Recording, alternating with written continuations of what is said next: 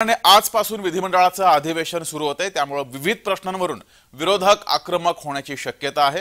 पावसाळी अधिवेशन हे त्यामुळे वादळी ठरण्याची शक्यता आहे। आजपासून विधिमंडळाचं अधिवेशन सुरू होते आणि या अधिवेशनात विरोधक वेगवेगळ्या प्रश्नांवरून विविध प्रश्नांवरून सत्ताधाऱ्यांना घेरण्याची शक्यता आहे।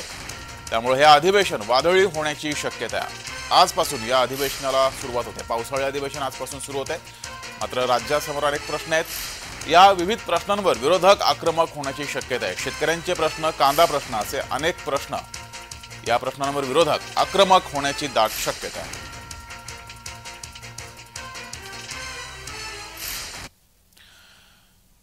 दरम्यान या पावसाळी अधिवेशनामध्ये कोणते मुद्दे गाजणार पाहूयात ग्राफिक्सच्या माध्यमातून। शेतकरी कर्जमाफीचा मुद्दा हा महत्त्वाचा आहे, सोबतच मराठा आणि ओबीसी आरक्षण, आमदार निधी वाटप, पुणे ड्रग्ज प्रकरण, पुरुष अपघात, नीट घोटाळ्याचे महाराष्ट्र कनेक्शन, महागाई आणि बेरोजगारी असे अनेक मुद्दे आहेत। सोबतच पोलीस भरती,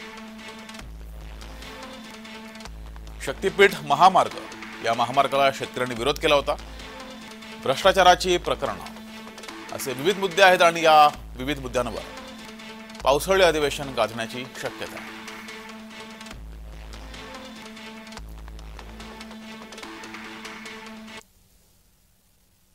अधिक माहिती घेऊया, आपल्या प्रतिनिधी अंकिता बिडवी आपल्या सोबत जोडल्यात। अंकिता, आजपासून पावसाळी अधिवेशनाला सुरुवात होते, कोणकोणते महत्त्वाचे मुद्दे पावसाळी अधिवेशनात विरोधक उचलण्याची शक्यता आहे? नक्कीच जगदीश, महायुतीच्या सरकारमधलं हे शेवटचं अधिवेशन असणार आहे। हे अधिवेशन 3 आठवडे असणार आहे। त्यामध्ये विरोधक जे बॅकफुटवर होते ते फ्रंटफुटवर येण्याची शक्यता आहे, कारण की लोकसभेमध्ये महायुतीला कमी यश मिळालं होतं, त्याचबरोबर महाविकास आघाडीला जास्त जागा मिळाल्या होत्या, त्यामुळे विरोधक आक्रमक होण्याची शक्यता आहे। त्यातच शेतकऱ्यांचे प्रश्न असतील, दुष्काळ असेल, बेरोजगारीचे प्रश्न असतील, त्यातच आता महाराष्ट्रात झालेले नीट घोटाळा प्रकरण असू दे, पोलीस भरती असू दे, त्याबरोबर पुण्यातील ड्रग्ज प्रकरण, पुरुष अपघात, अशा विविध मुद्द्यांवर विरोधक आक्रमक होण्याची शक्यता आहे। जगदीश, धन्यवाद अंकिता दिलेल्या माहितीबद्दल।